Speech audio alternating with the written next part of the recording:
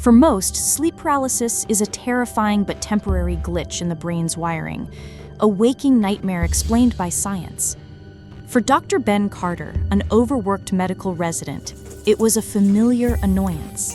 But when the shadowy figure haunting his paralysis begins leaving physical traces in his waking world, scratches on the floor, a lingering cold, a tangible touch, he realizes this is no neurological quirk. Ben must now use his scientific mind not to dismiss his experience, but to fight an entity using his state of consciousness as a bridge, a doorway from its reality into his. Let's begin the story. Get comfortable and listen closely.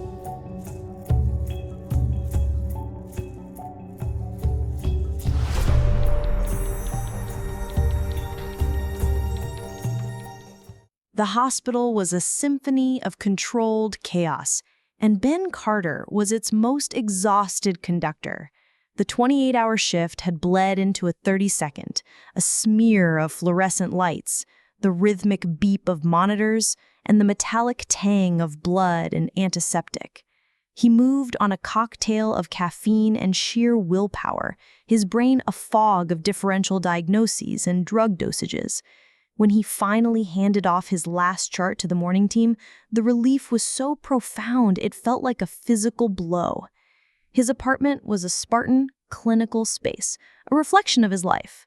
White walls, minimalist furniture, and medical textbooks stacked on the nightstand like silent sentinels. He didn't bother with food, shedding his scrubs like a second skin and collapsing into bed. Sleep, the elusive cure-all, pulled him under instantly. It felt like only minutes later when he returned to a state of awareness. But this wasn't the gentle drift of waking. It was a violent snap into a prison of his own flesh. His eyes were open, darting around the moonlit room, but the rest of his body was locked in concrete. He couldn't move a finger. He couldn't draw a deep breath. A familiar, crushing weight settled on his chest, a textbook symptom of isolated sleep paralysis. His mind, ever the diagnostician, began listing the causes. REM atonia persisting into wakefulness.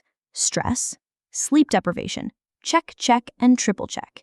It's just a hypnagogic hallucination, he told himself, the words forming in his mind but dying before they could reach his lips, a product of an exhausted V1 visual cortex. And there it was, in the far corner of the room where the shadows pooled darkest, it stood. A tall, indistinct figure, a column of deeper black against the gloom. It had no features, no clothes, just a silent, menacing presence. The old hag, as folklore called it. He'd seen it a dozen times over the years, a terrifying but ultimately harmless specter born of neurology. He just had to wait for his brain and body to sync up. He squeezed his eyes shut in his mind, bracing against the primal terror that screamed at him to run, to fight, to do anything but lie there helpless. The pressure on his chest intensified, and a low hum vibrated in his ears, like the buzz of a failing power line. He focused on the scientific explanation, clinging to it like a life raft in a sea of irrational fear. This isn't real, this isn't real. Then, as it always did, the paralysis broke. With a gasping shudder, he lurched up in bed, air flooding his lungs. The weight vanished. He scanned the room, his heart hammering against his ribs. The corner was empty. The oppressive presence was gone. He was alone. Ben let out a shaky breath, running a hand through his sweat-damped hair. Just another episode, perhaps the worst one yet, but over now. He swung his legs out of bed, needing a glass of water, needing to feel the solid floor under his feet. As he stood, a sound cut through the silence of the apartment. Scrape. It was soft, dry, like a fingernail being dragged across old wood. It came from the corner of the room, the exact corner where the figure had stood. Ben froze, listening. Silence. He flicked on the lamp, flooding the room with a harsh yellow light. The corner was empty, just bare hardwood and the wall. He rationalized it instantly. The building was old. The floorboards were probably just settling as the temperature changed. It was nothing. Terrified but defiantly scientific, he went to the kitchen, chiding himself for letting his exhausted mind play tricks on him. It was just the house settling. It had to be. The house settling became a nightly event. So did the paralysis. For the next week, sleep was not a refuge, but a gateway to the same suffocating horror. Between 3 and 4 a.m., he would wake to the familiar concrete encasement, the crushing weight, and the silent watcher in the corner. But something was changing. The figure was no longer a simple, indistinct shadow. Each night, it seemed to gain a fraction more substance. The edges grew sharper, less like a trick of delight, and more like a tall, gaunt silhouette wrapped in a cloak of pure darkness. The scraping sound it made upon vanishing, or perhaps upon its departure, became clearer, more deliberate. It wasn't the groan of an old building. It was the sound of something sharp and hard being dragged across the floor. Ben's scientific rationalizations were fraying at the edges. He started documenting. He tried sleeping on his side, a common trick to ward off paralysis. It didn't work. He cut out caffeine after 2 p.m. It didn't work. The nightly visitor was persistent. The 5th night was different. The episode was more intense than ever before. In the throes of the paralysis, he swore he saw the figure take a slow, dragging step away from the corner, closer to his bed. The terror was so absolute, so visceral, that a strangled cry caught in his throat. When the paralysis finally broke, he lay panting for a full 10 minutes before daring to turn on the light. The next morning, fueled by a nervous energy that had replaced his exhaustion, he went to the corner. He knelt, his analytical eyes scanning the polished hardwood floor. And then he saw it. A scratch. It was about 5 inches long, thin and unnervingly straight. It wasn't a scuff from a shoe or a mark from furniture. It looked, for all the world, like something had been gouged into the wood. It was pale against the dark finish, a fresh wound in the old floor. Ben ran his finger over it. It was real, a tangible, physical mark he was absolutely 100% certain had not been there the day before. His mind went into overdrive, a frantic search for a logical explanation. Did a piece of furniture shift? He checked the leg of his dresser. It was inches away and hadn't moved. Did he do it himself? Perhaps during a restless moment before the paralysis hit? But he hadn't been in that corner. He would have remembered. He took out his phone and photographed the scratch from several angles. The clinical act of documentation, a stark contrast to the knot of pure dread tightening in his stomach. Doubt was a crack in the foundation of his reality. Denial was the mortar he was desperately trying to slap over it. He told himself there had to be an explanation. There was always an explanation, but as he looked at the photo on his phone, a clear, undeniable piece of physical evidence, he couldn't shake the chilling thought that lingered beneath the science. What if the hallucination is real and the explanation is wrong? Ben's performance at the hospital began to suffer. His clinical precision was dulled by a new, persistent layer of fear. He was jumpy, irritable, and the dark circles under his eyes were becoming permanent fixtures. He nearly prescribed the wrong dosage for a patient with atrial fibrillation, an error his mentor, Dr. Anya Sharma, caught just in time. "Carter, my office, now." Her voice was sharp but laced with concern. Inside her small, cluttered office, she gestured for him to sit. Anya was in her late 40s, a brilliant and compassionate physician who had seen her fair share of burnt-out residents. "Talk to me, Ben. You look like hell. Is it the hours? Something at home?" Ben hesitated. Admitting the truth felt like admitting to psychosis, but the scientific part of him needed to consult a trusted colleague. He decided to frame it clinically. "I'm experiencing a severe exacerbation of my chronic, recurring, isolated sleep paralysis," he began, his voice steady, "with associated tactile, auditory, and complex visual hallucinations. That's the textbook part." Anya nodded, her expression softening. "It's classic burnout, then.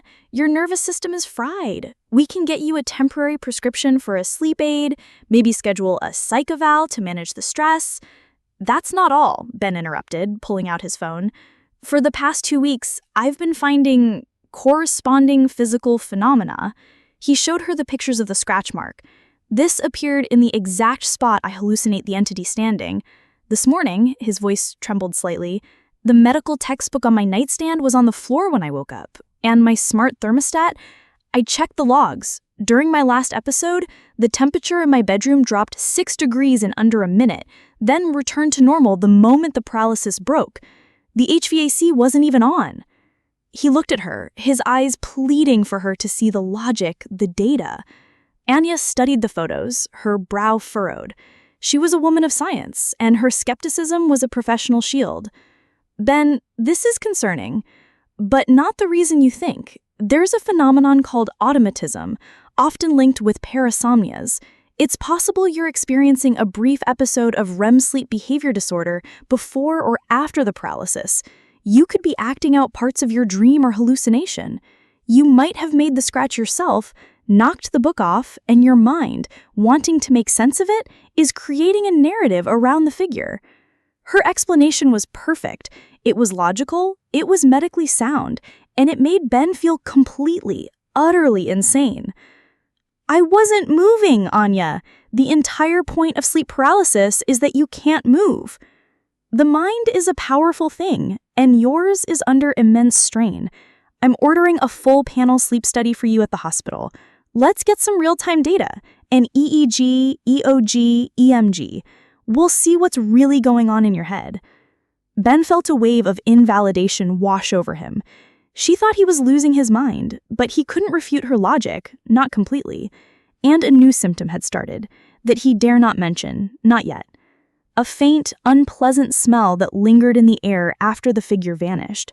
Cold, like ozone after a lightning strike, mixed with something else, like dry rot or ancient dust.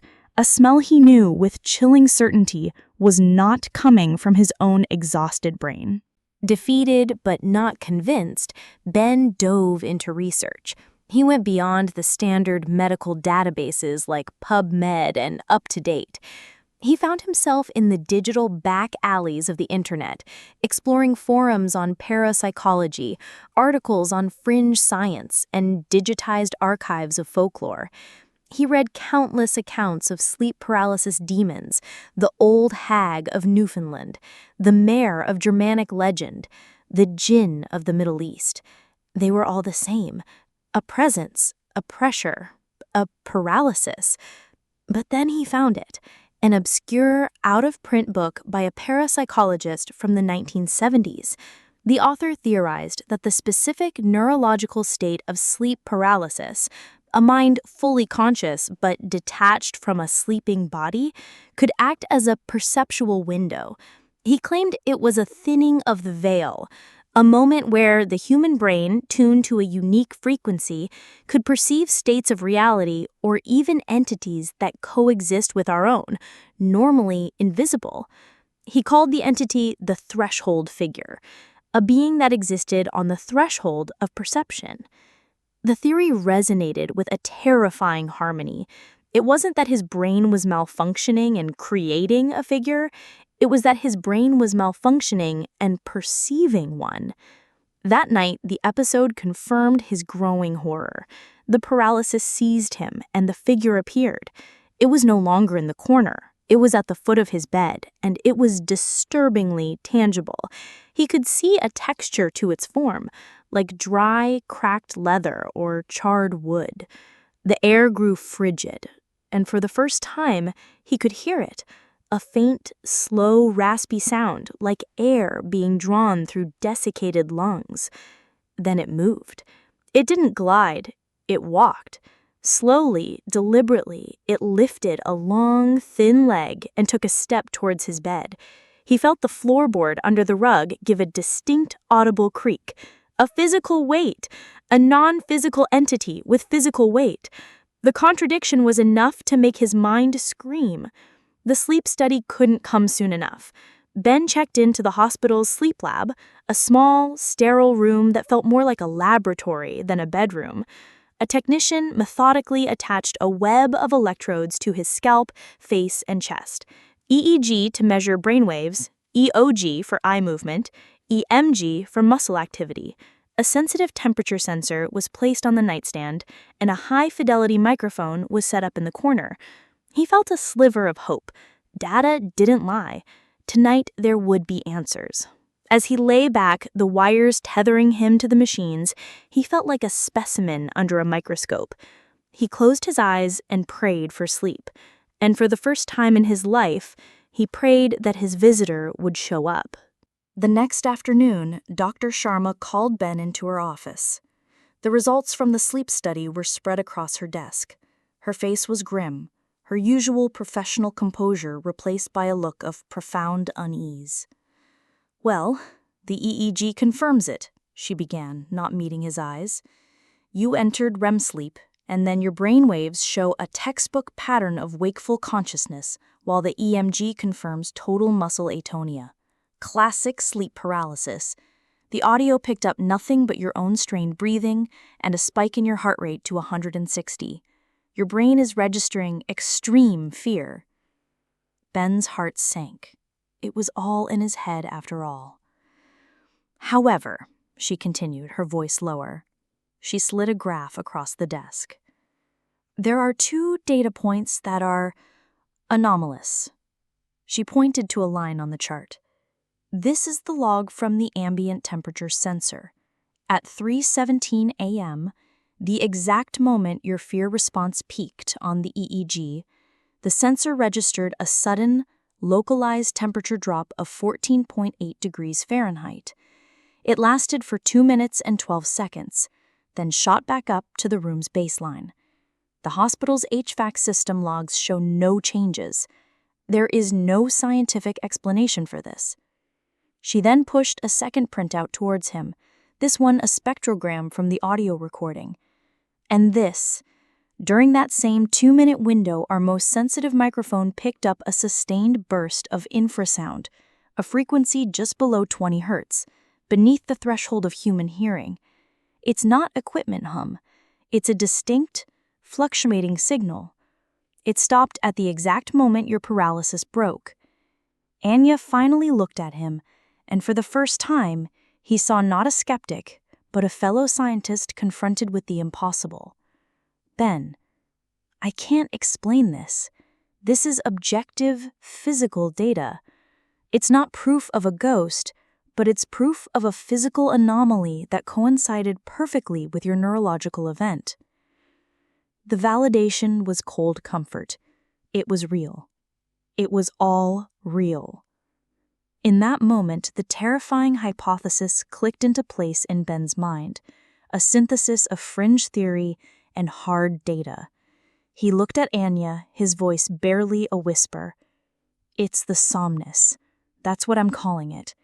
It's an entity. It exists in a state or dimension that can only intersect with our physical world when a human brain is in this specific neurological state of sleep paralysis. That state, it isn't just letting me see it. It's acting as a bridge, an anchor. Every time it happens, I'm not just a victim. I'm the power source. I'm unwillingly strengthening the connection, feeding it, allowing it to exert more and more influence on this side. The paralysis isn't the haunting. It's the process of its arrival." Armed with his horrifying theory, Ben began a desperate campaign against his own biology. Sleep became the enemy. He mainlined coffee from a 24-hour diner, the bitter liquid burning his throat. He set alarms on his phone to go off every 90 minutes, jarring him awake before he could slip into a deep REM cycle. He tried to work through the night at the hospital, burying himself in charts and paperwork, anything to keep his mind from the precipice of exhaustion. But the body's need for rest is a debt that cannot be ignored. After 2 days of this self-inflicted torture, he stumbled home, his vision blurred, his thoughts disjointed. He fell into bed and sleep took him like a predator. The episode began instantly. The paralysis was immediate and absolute. The room was ice cold. He didn't have to look for the somnus. It was already there, standing beside his bed, leaning over him. It was more solid than ever, a being of solidified night. He could see the faint, shifting patterns on its leathery skin, and the raspy breathing was a loud, chilling presence in the silent room. The pressure on his chest was suffocating, but this time it was different. It felt focused. He saw a long, slender arm, ending in fingers like charred twigs, reach down towards him. He screamed in his mind, a silent primal shriek of utter terror, but his body remained a statue of flesh and bone. He felt its touch. An excruciating, icy-cold pressure brushed against his forearm. It wasn't the simple cold of the room. It was a deeper, predatory cold that seemed to leach the warmth from his very cells. It felt like a combination of severe frostbite and a high-voltage electrical burn. He was paralyzed, unable to recoil, forced to endure the tangible contact of a thing that should not exist. The moment its fingers lifted, the paralysis shattered. He scrambled away, crab-walking backward until his back hit the headboard, gasping and sobbing. He fumbled for the lamp, his hand shaking so violently it took 3 tries to hit the switch. Light flooded the room. The entity was gone. But on his arm, where it had touched him, was a dark, angry smudge. It was the size of a handprint, the skin discolored, a faint grayish purple like a patch of developing necrosis or a deep cold burn. He stared at it horrified. It was the ultimate proof, a mark left by the visitor. He stumbled to the bathroom, splashing his face with water. When he looked back at his arm a few minutes later, the mark was fading, the discoloration receding back into his normal skin tone until, within the hour, it was completely gone. But the memory of the touch, that violating, life-draining cold, was seared into his mind forever. He finally understood. It wasn't just haunting him. It was studying him.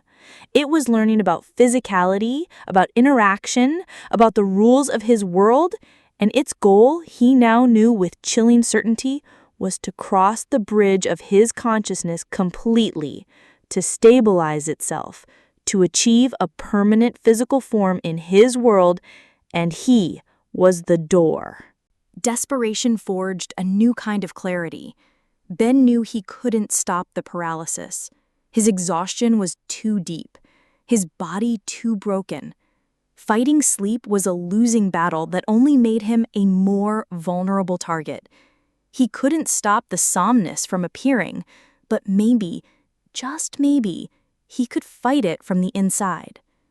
He called Anya, his voice ragged but firm. "I have a plan. It's not a medical plan." He explained his new theory, a desperate gambit born from a strange mix of neurology and willpower. The entity relied on his mind being in that specific, receptive, paralyzed state. If he could jolt his consciousness, if he could perform a voluntary action while paralyzed, he might be able to disrupt the connection.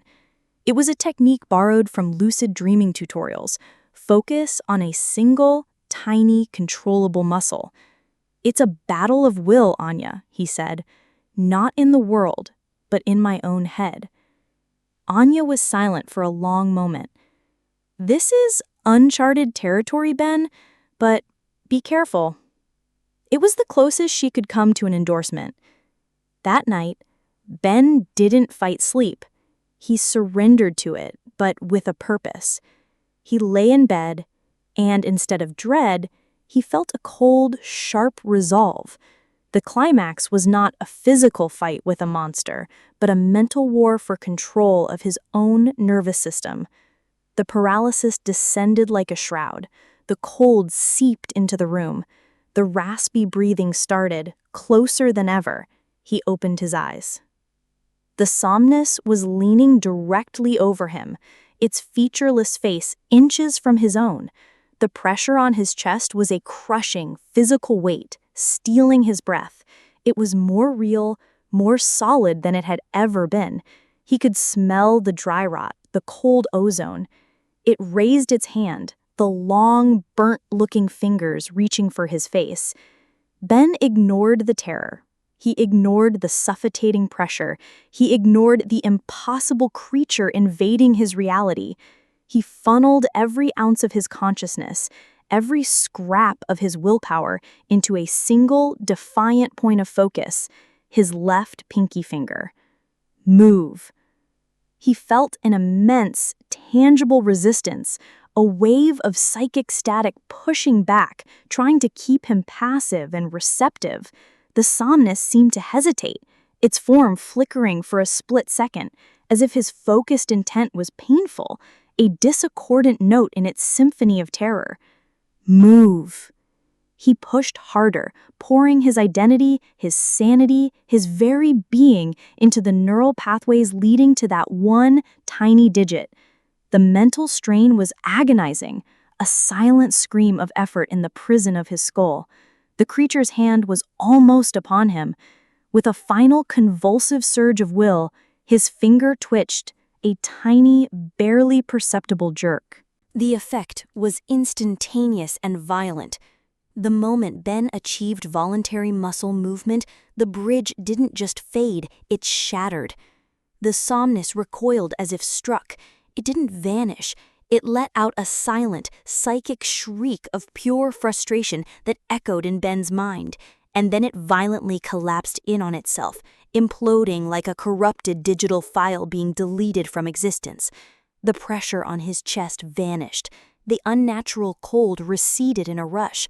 The foul smell was gone. The paralysis broke, and he was left gasping in his bed, drenched in sweat, but gloriously, beautifully lucid and alone. He had found a defense, a weapon forged from consciousness itself. The experience profoundly changed him. He switched his medical specialty from emergency medicine to a combined neurology and psychiatry fellowship, focusing on sleep medicine. He shared his complete, unredacted data and personal logs with Dr. Sharma. While she knew it could never be published in a reputable medical journal, she documented it as Case Study 734, a profound and unexplained psychophysical event, a file she kept under lock and key. Months passed. Ben's life found a new, more stable rhythm. His sleep paralysis episodes became rare, fleeting events. When he felt a familiar tingle, the initial locking of his limbs, he no longer felt terror, he felt ready. He would focus, twitch a finger or a toe, and the state would shatter before any presence could fully manifest. He was in control. One night, months later, he was drifting off to sleep. The familiar, dreaded sensation began, the static in his limbs, the weight in the air. He braced himself, readying his mind for the fight. He focused his will, preparing to reclaim his body. But this time, from the corner of the room, he heard a new sound. It wasn't the dry scrape of the somnus. It was a faint, almost curious click, like the sound of a camera shutter opening in the dark. It wasn't the old hag. It wasn't the somnus. It was something else. Another listener, perhaps, drawn to the broadcast he had unknowingly been sending out. A different entity, intrigued by the door he had learned to open and now could never be sure was fully closed. Ben's eyes snapped open in the pitch-black room, his heart pounding a frantic new rhythm against his ribs. He had won the battle, but he now realized, with a fresh and horrifying clarity, that once you know a door exists, you can never be sure who else is listening for it to open. Enjoyed the story? Don't forget to like, share, and subscribe for more. We'd love to hear your thoughts in the comments below.